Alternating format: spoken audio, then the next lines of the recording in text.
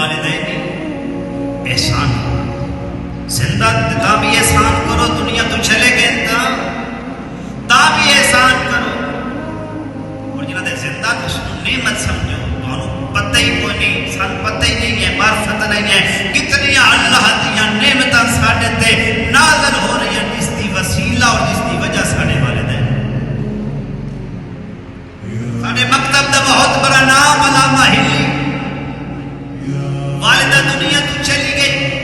Jeddah دفنا کے آندے پیان تے علامہ ہلی دا امامہ لت ہویا تے ماتم والی شکل رونا آؤ بکا کرنا،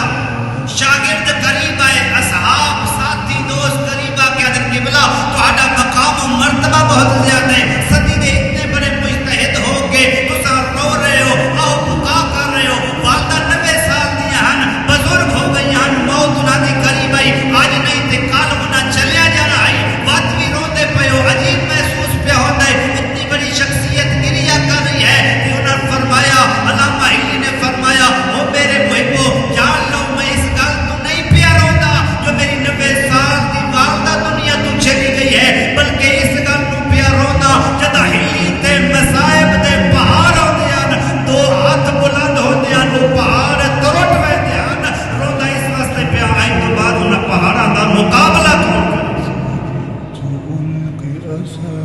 دعا کی تو لے اس وہ ہاتھ کی تو لے اس لہذا اپنے والدین اگر حیات ہیں تو انہوں کی خدمت کرو، انہوں کی دعا لو، اگر دنیا تو چلے گئے